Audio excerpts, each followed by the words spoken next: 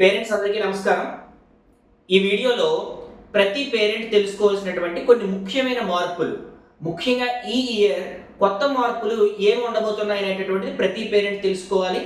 మనం last year అతి తక్కువ టైంలోనే ఎన్ని ముఖ్యమైన మార్పులను మొదలుపెట్టామో పేరెంట్స్ అందరికీ తెలిసిందే.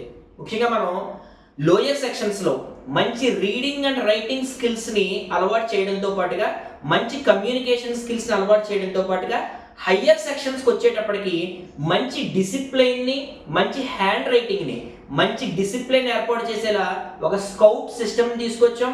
అలాగే మంచి రైటింగ్ స్కిల్స్ వచ్చేలా ప్రత్యేకంగా టీచర్ని అపాయింట్ చేసి కర్సివ్ రైటింగ్ని ప్రతి క్లాస్లోనూ 6th to 10th క్లాస్ ప్రతి క్లాస్లోనూ మంచి కర్సివ్ రైటింగ్ని నేర్పించాం. అలాగే ముఖ్యంగా 8th, 9th క్లాసులకి ఒక కంప్యూటర్ టీచర్ని అపాయింట్ చేసి వాళ్ళకి కంప్యూటర్ ఇంట్రడ్యూస్ చేసి ఎంఎస్ వర్డ్ని కూడా వాళ్ళకి అవజేసాం. అలా అనేకమైనటువంటి నూతన మార్పుల్ని హయ్యర్ క్లాసుల్లో తీసుకొచ్చాం. వీటితో పాటుగా వచ్చే సంవత్సరం ఇప్పుడు తీసుకొచ్చినటువంటి మార్పులన్నింటినీ కూడా మరింత ఇంప్రవైజ్ చేసి, దానితో పాటుగా ముఖ్యంగా హయ్యర్ క్లాసుల్లో ఐఐటి సిలబస్ని ఇంట్రడ్యూస్ చేయబోతున్నాం. లాస్ట్ ఇయరే ఐఐటి సిలబస్ ఇంట్రడ్యూస్ చేయాలనుకున్నప్పటికీ కొన్ని టెక్నికల్ ప్రాబ్లమ్స్ వల్ల అది డిలే అవుతూ వచ్చింది.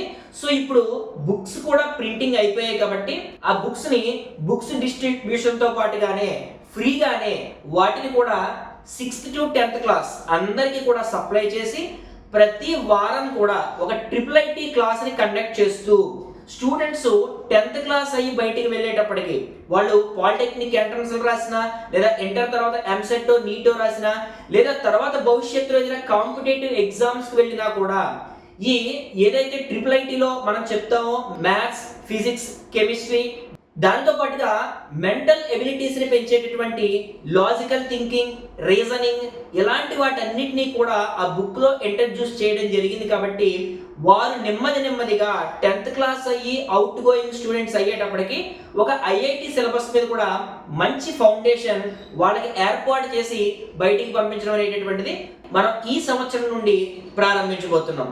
అలాగే దానితో పాటుగా ముఖ్యంగా హయ్యర్ క్లాసెస్ టీచర్స్ మీద భారాన్ని తగ్గిస్తూ హయ్యర్ క్లాసెస్ టీచర్స్ కూడా అసిస్టెంట్ టీచర్స్ని ఇవ్వబోతున్నాం. ఇప్పటి వరకు మనకి లోయర్ క్లాస్లో అసిస్టెంట్ టీచర్స్ ఉంటారు, హయ్యర్ క్లాసుల్లో సబ్జెక్ట్ వైజ్ టీచర్స్ ఉంటారు, దాంతో పాటుగా క్లాస్ టీచర్స్ ఉంటారు.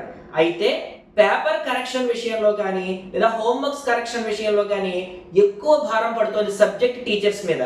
దానివల్ల ఏం జరుగుతుందంటే సబ్జెక్ట్ని ఇంకా ఎక్కువ టైం చెప్పడానికి అవకాశం ఉండకుండా పోతుంది. కాబట్టి ఈ సంవత్సరం అలాంటి ఇబ్బంది ఏమీ లేకుండా ముఖ్యంగా పేపర్ కరెక్షన్ విషయంలో, ఎందుకంటే ఎగ్జామినేషన్ జరిగిన తర్వాత ఇదివరకు అయితే పేపర్ కరెక్షన్ చేసుకుందుకు 15 days లేదా 1 month టైం ఉండేది.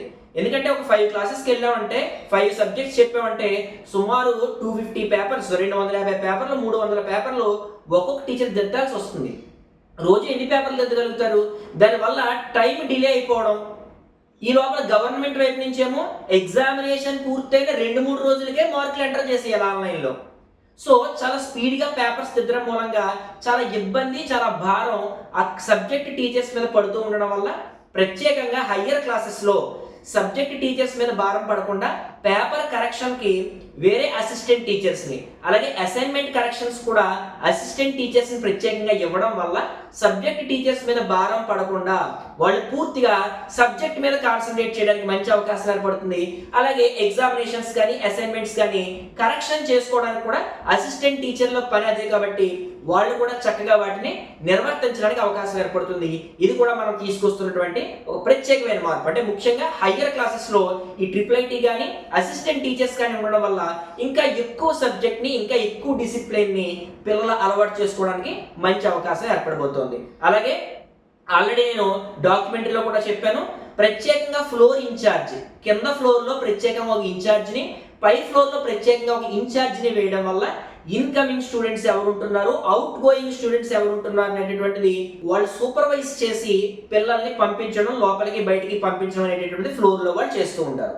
దానితో పాటుగా ఎంట్రన్స్ గేట్ దగ్గరే ఒక కంట్రోల్ రూమ్ని మనం ఏర్పాటు చేయడం ద్వారా లోపలికి ఎవరు రావాలన్నా కూడా ముందు కంట్రోల్ రూమ్ దగ్గర అపాయింట్మెంట్ తీసుకున్న తర్వాతే స్కూల్ లోపలికి రావాల్సి ఉంటుంది.